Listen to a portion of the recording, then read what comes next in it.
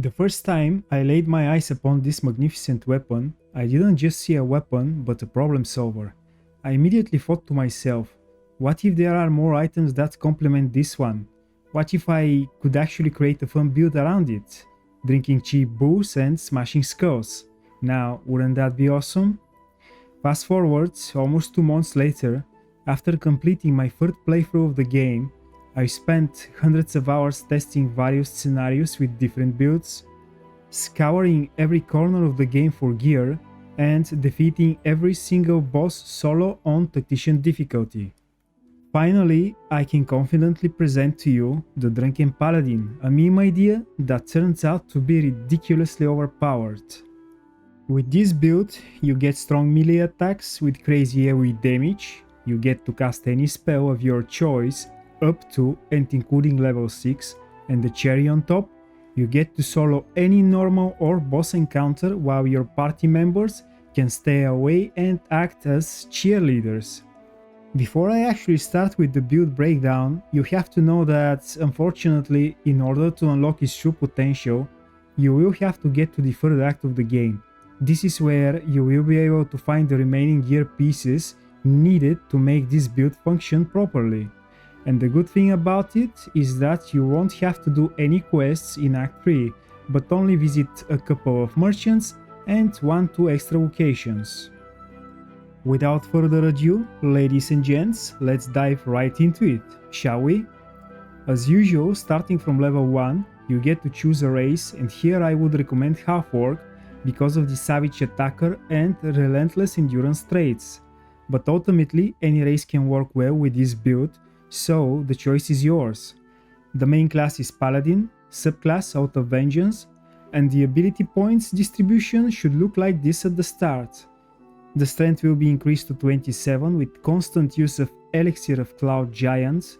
The dexterity will be fixed with gloves, which give 18 points.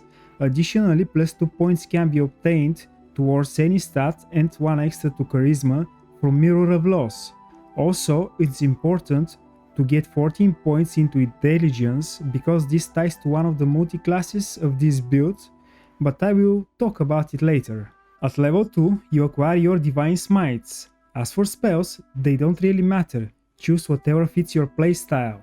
For the fighting style, select Great Weapon Fighting, which reduces the chances of landing minimum damage when attacking. Next level, multi-class into Bards. From cantrips, the most useful ones for this build are Light and Minor Illusion. A Light lets you trigger radiant damage from the Callous Glow Ring, and Minor Illusion would allow you to gather enemies at one spot and have an easier time dealing with them with AoE damage. From spells, I suggest getting Long Strider for the extra movement speed and Speak with Animals, or you can choose something else that would suit your playstyle better. At level 4, you will get very nice class feature, Jack of all trades, which adds half of your proficiency bonus to any ability checks in which you are not proficient. Also, an action that gives the same effect as a short rest. Spells, simply get whatever you want. At level 5, from skills, get Athletics and Acrobatics, and the rest I would suggest getting Perception, Performance and Deception. From spells, a good choice here would be to get Enhance Ability because it can be extremely helpful in any conversational or even combat situations.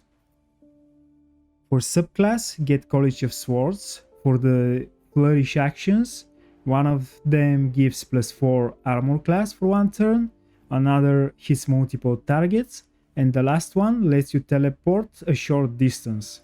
And lastly, the fighting style doesn't matter because you can't use it anyway.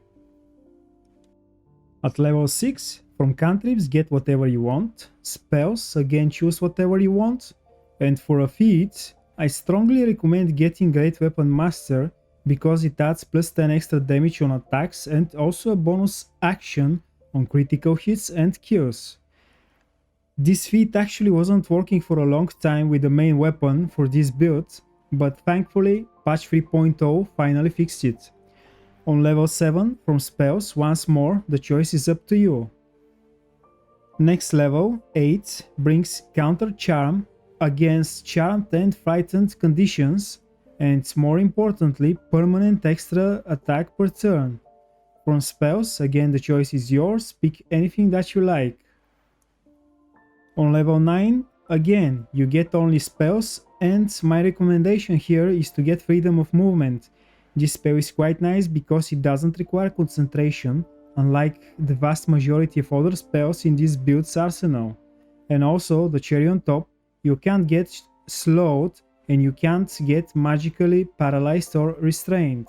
Level 10, for a spell, pick anything that you like, and for a feat, there are a couple of great options, but my advice here is to get either Alert, because it gives alertness and you can't get surprised.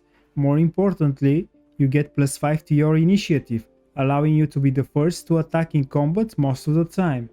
Or, preferably, get the feat Savage Attacker because it gives you 2 instead of 1 damage dice and it always uses the higher one. On level 11, you get second level 5 spell slot and one last spell from the Bard's arsenal, and again, the choice is yours. Now, it's time to get level 12 and multi-class into Wizard. This will open one level 6 spell slot. Additionally, you can start learning spells from scrolls without any level restriction, which means you get to have the strongest spells in the game on a paladin. The first spell I recommend getting your hands on is Mirror Image, and the reasoning behind it is quite simple. If you want an easy time soloing bosses, you just need it. From cantrips, pick anything you like, and from spells, I recommend getting the reactionary spell Shield, because it grants +5 armor class while being attacked, and overall it's simply one of the best defensive spells to have. For a second spell, get Mage Armor, and the rest, it will have to be Mirror Image. When it comes to gear, this is what I recommend to get. The main weapon can be looted from a chest in the back storage room of the Waning Moon. The Cloak of Protection can be purchased from Quartermaster Tali at Last Light-In. Strange Conduit Ring is located inside the chest in Inquisitor's Chamber at Kresh Yelek. Gloves of Dexterity are sold by Trader at Kresh Yelek. Kala's Glow Ring can be found inside an opulent chest in the Vault Room near Balthazar inside the Gauntlet of Shar. Helm of the Berserker is sold by Entari Dantelion in Worm's Crossing. Amulet of the Drunkard is sold by Hood's Hooligan in Shares, found in Worm's Crossing. Drunken Cloth can be purchased from Severn in the Guild Hall bar of the Thieves Guild. The Deadshot Bowl is sold by Fitz the Firecracker at the Stormshore Armory in Lower City. And the last piece of equipment, Bone Spike Boots, can be looted from a wooden chest on the Western Rivington Beach inside a cave. Additionally, there are a couple more items which act as support gear, and I strongly recommend to use them, especially the Flower Aloof Sword for its area of effect damage aura, and the Drakethroat Glaive for its elemental damage buff, which can be applied to any weapon. It would be a shame not to mention that this build can easily turn into the strongest paladin build simply by replacing the main weapon and few armor pieces. But this is a story, or should I say build, for another time. For boss battle preparations or just normal encounters, this is how I suggest to prepare. First, use light on your main weapon, and after that buff it with Draconic Elemental weapon from the Drakethroat Glaive. After that, use Mirror Image for survivability, Haste from the Darkfire Shortbow for more actions per turn, or alternatively you can use Potion of Speed. Next, get buffed from the Gloves of the Automaton for advantage on attack rolls, followed by Flower Aloof Shriek Melody.